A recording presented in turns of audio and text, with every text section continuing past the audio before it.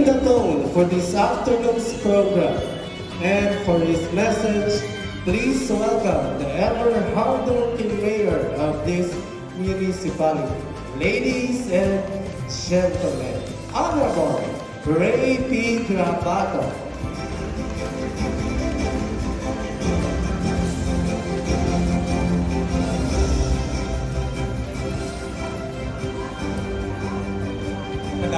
Program under the Bagong Pilipinas program, also known as the Bagong Bayan Makikinabang Rice Program, provides rice subsidies to vulnerable Filipino families.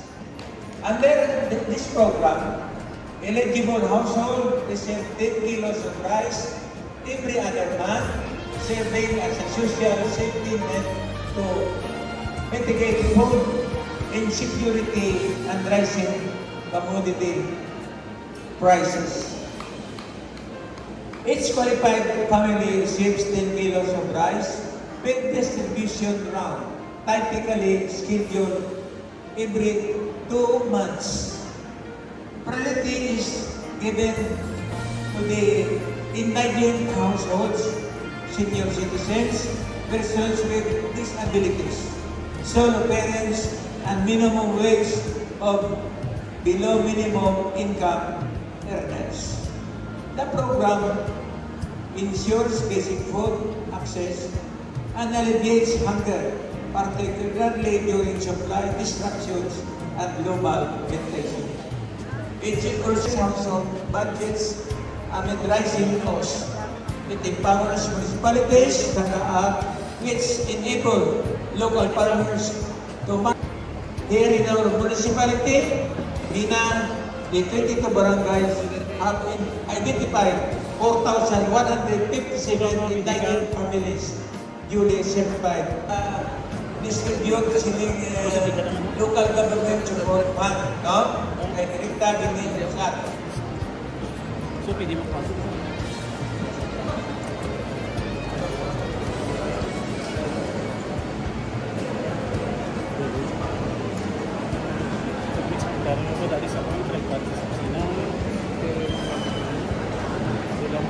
And also, today, we have the installation of barangay street lights, no? Barangay Balabangwan to Barangay Tularoca. The project involves the procurement and installation of 56 units of grid type street lights strategically distributed. Luya ko ba ipapon ka ninyo?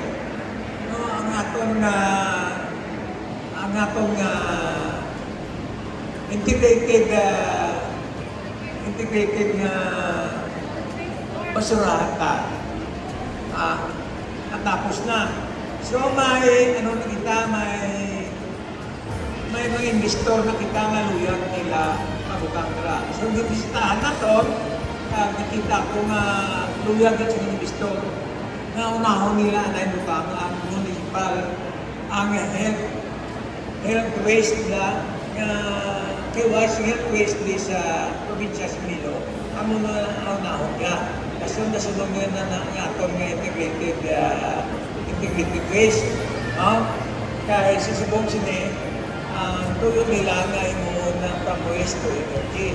So hanggang kabagad yung mga open day, may parabiyaan ng ma'am hindi mag-abuso sa request ng tao. Sige lang. Program, pagkaan ng consent, palagapiyaan. Ang mga likas hope na matigayon dyan, hindi na rin man, tapos na dyan, wala kong talang ang blessing sa ni Gobernador. Ako lang video. Siya tay-tay, siya pagkadalan, at ang atong integrated waste, no? Sigurado na matao na. Hindi sinyo tanan-tanan, salamat din sa inyong pagkaribire, kagabay ba ang intindihan ng programa na linig kay President Marcos. Magkamot din, salamat. Ngayong hapon.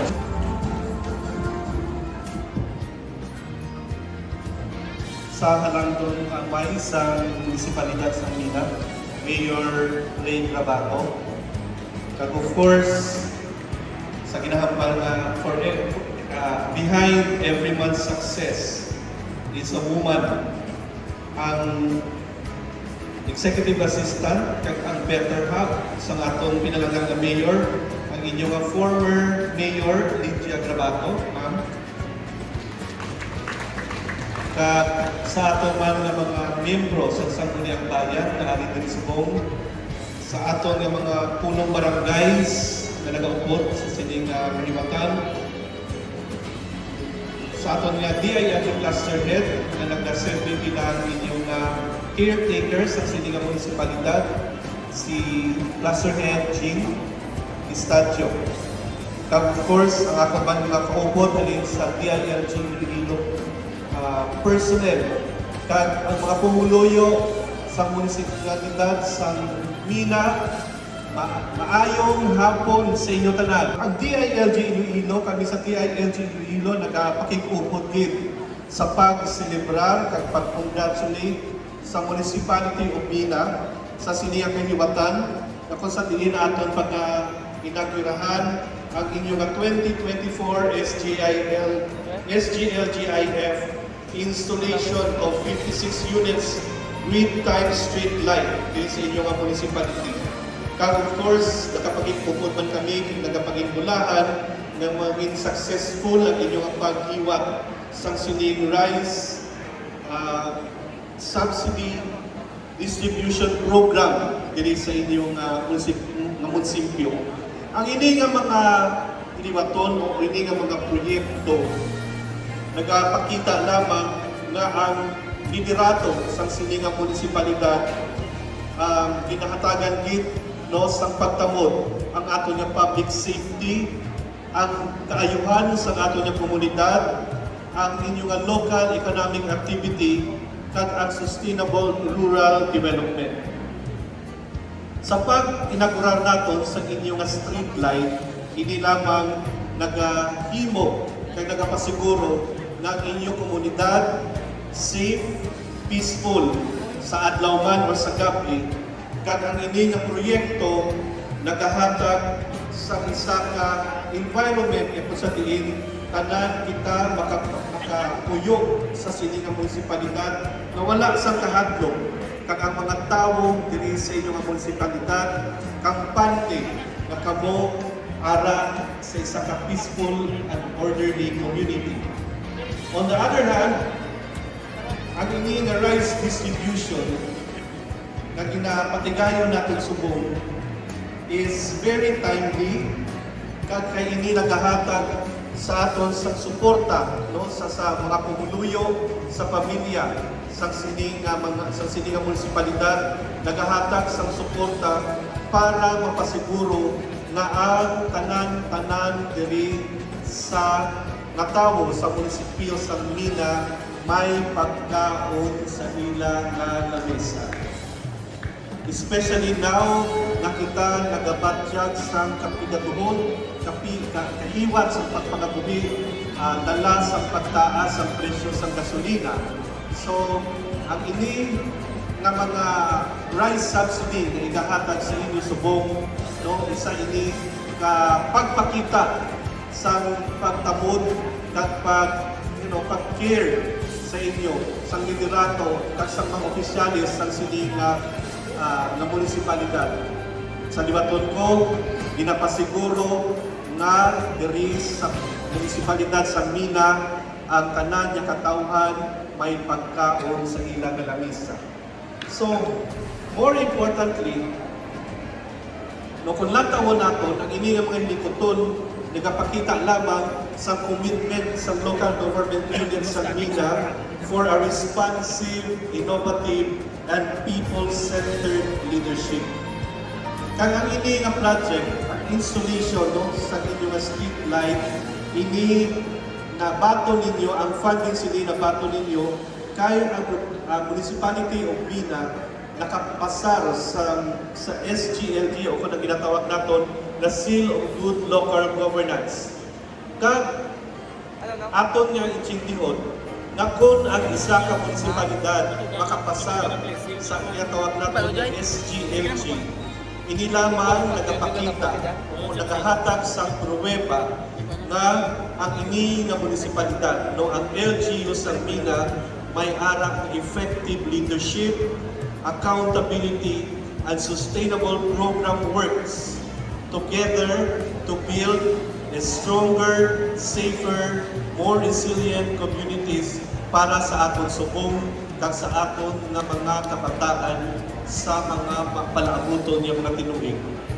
So ang DILG Iloilo commends, no, nagka-congratulate, nagka-pangitulaan gid sa local government of Mina para sa inyong dedikasyon, responsible leadership, kag wala nagauntat na commitment para paumadong pagid ang pagpagabuhi sa tatsa tao diri sa inyong local government units.